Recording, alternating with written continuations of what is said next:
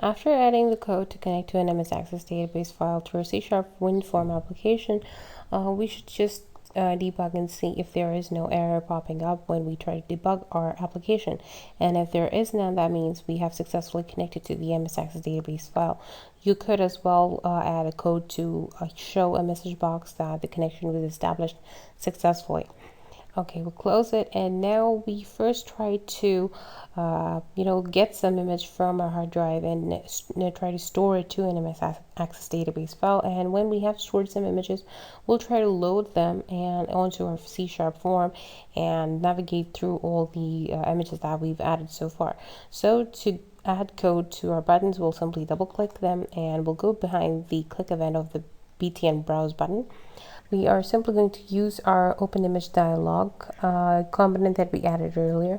The code is something like this: if open image dialog.show dialog equals to dialog result dot OK, means now whatever the window that you saw was prompting you to select an image. If you select an image and you click OK, if that it holds true, then you assign the image to the picture box and then enable the button.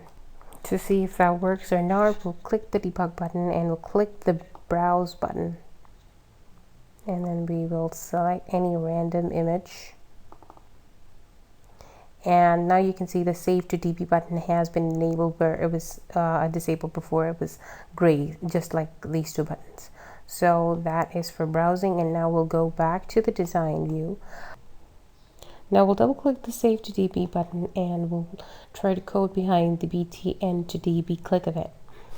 Saving to database means two concerns. One is to make sure that the data is in compatible format to be stored in the database, and the second is to send the data to our database. So we have two different functions for the different concerns.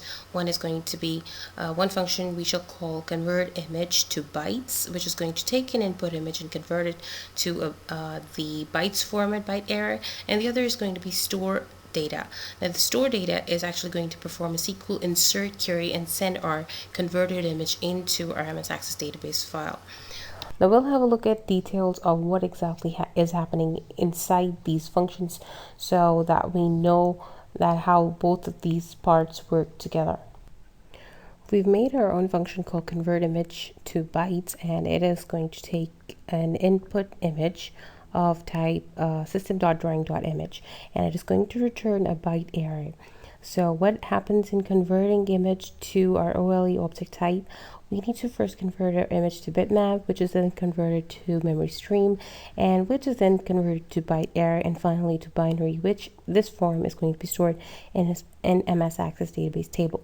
But because the final conversion to binary will be done when we are trying to insert our record into the table, so we'll just stop at converting to byte array.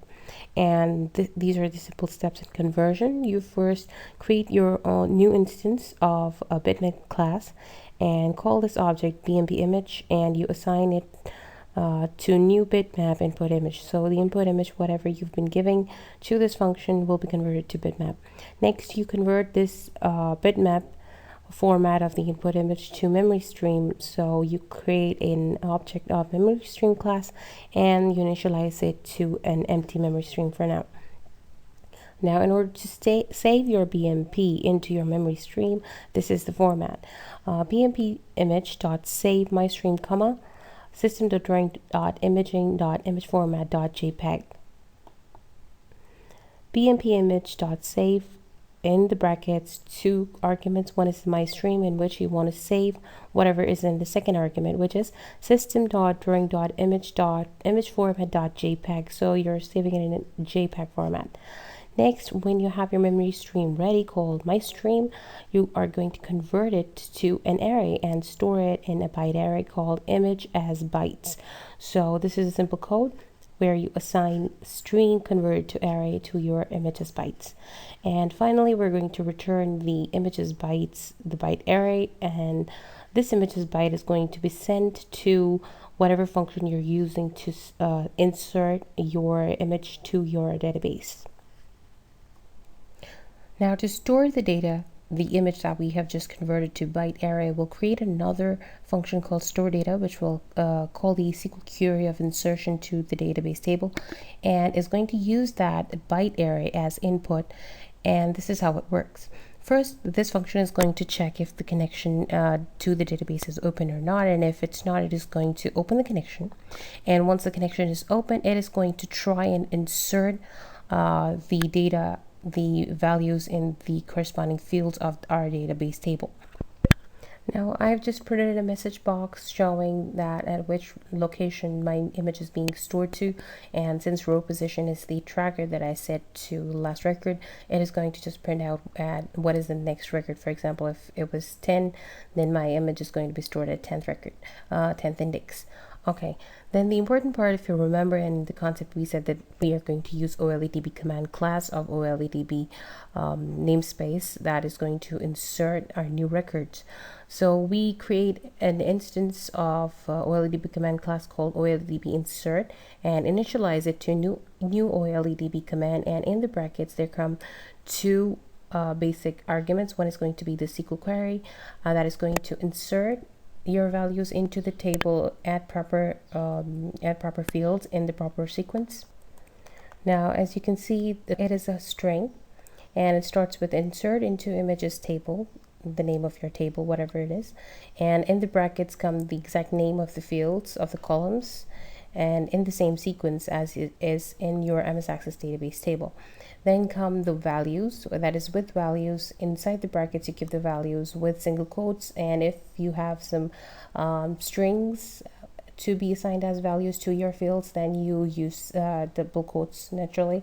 So this is row position dot toString plus datetime dot now dot toString, which is to say that whatever the row position is, you add another you append one more property to it, that is a string called the datetime now, whatever the datetime will be right now, so that the image ID remains unique because this is the primary key.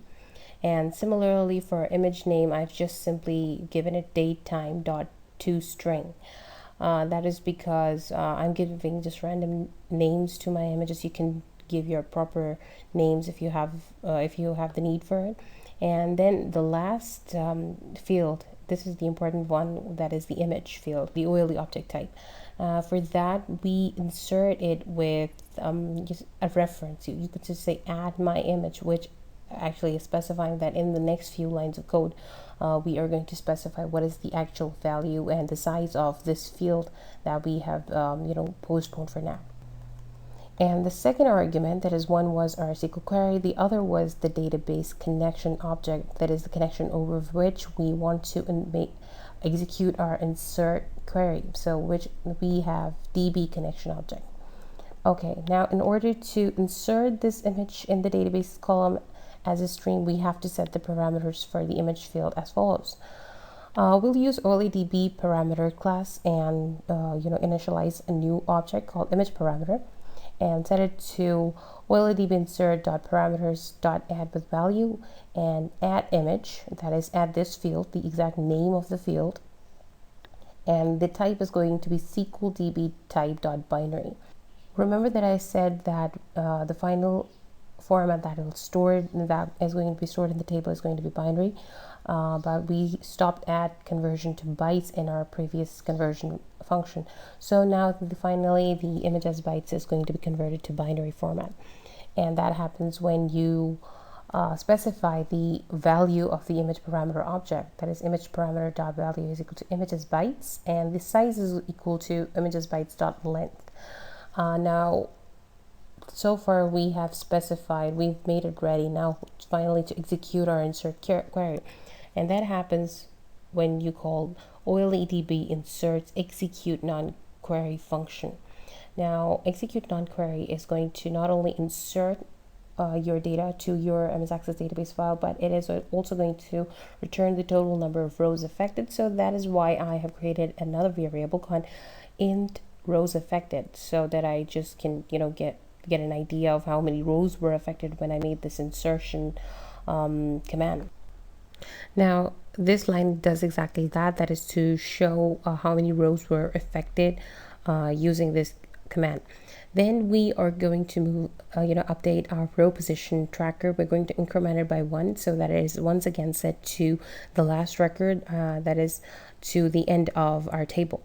And once we've done our insertion, we are going to catch any exceptions that might occur when we are trying to update or insert something to our MS Access database file.